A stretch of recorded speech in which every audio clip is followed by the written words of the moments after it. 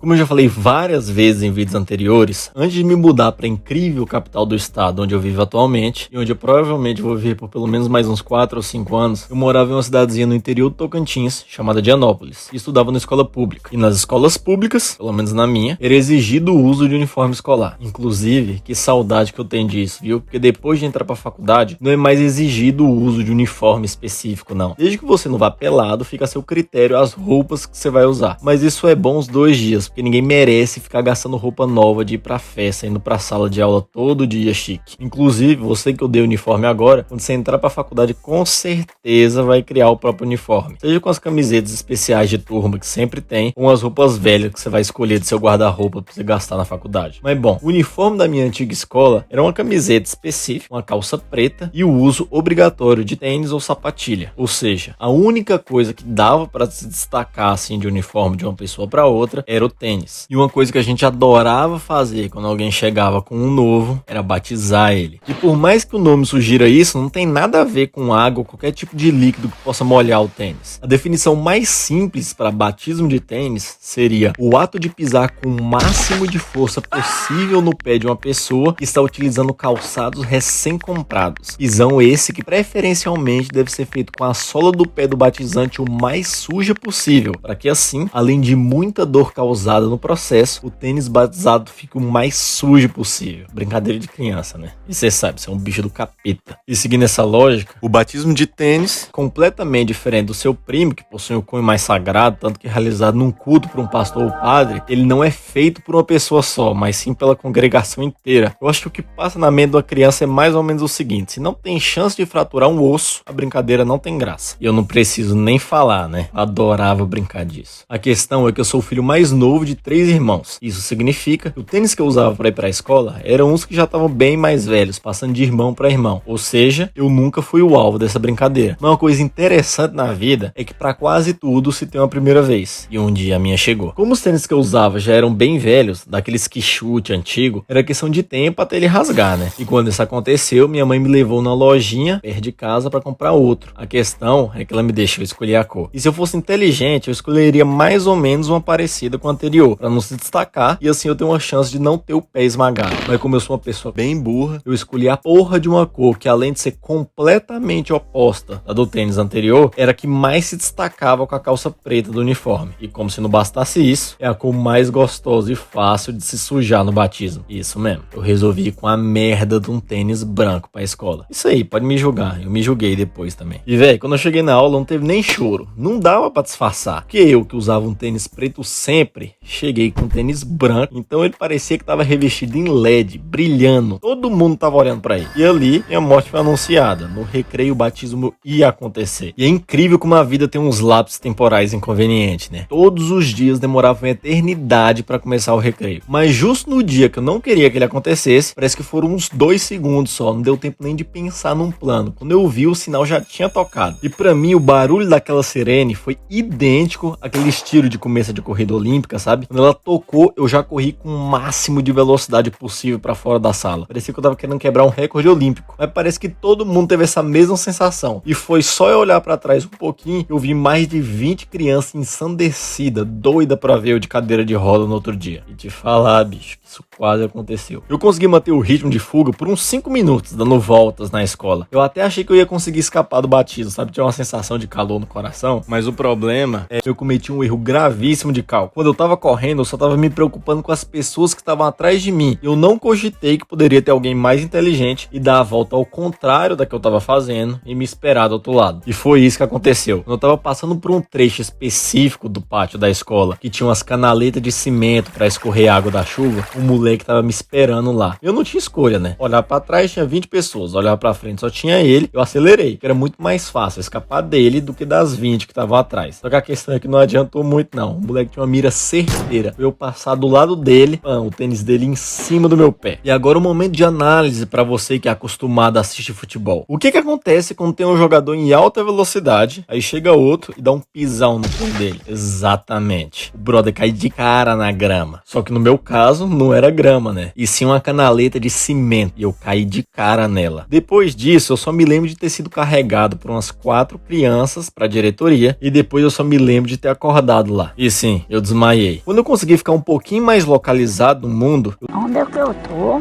eu senti uma dor bizarra no rosto. E quando eu fui olhar no espelho, tinha um risco certinho da quina da canaleta na minha bochecha. Bem onde os dentes se encontram, sabe? Eu acho que talvez seja por isso que eu não me ferrei muito. Porque eu acho que eu abri um pouquinho a boca antes de cair. E talvez seja isso que evitou de quebrar os dentes da minha boca tudo. Inclusive, por um milagre, a única coisa que aconteceu comigo foi esse corte que eu falei e o inchaço que tava no rosto ao redor dele. Nenhuma sequela, eu acho. Mas como eu desmaiei no colégio, eles me mandaram de volta pra casa. Só que eu não me lembro muito bem de como é que eu voltei, não. Provavelmente minha mãe deve ter me buscado. Então, se for pra eu dar um conselho para gerações futuras, brinca disso não, viu? Faz dodói. Mas se for pra brincar, lembra que se você chutar uma pessoa em movimento, ela vai cair, viu, seu retardado do caralho. Resolvi fazer esse vídeo só porque deu vontade.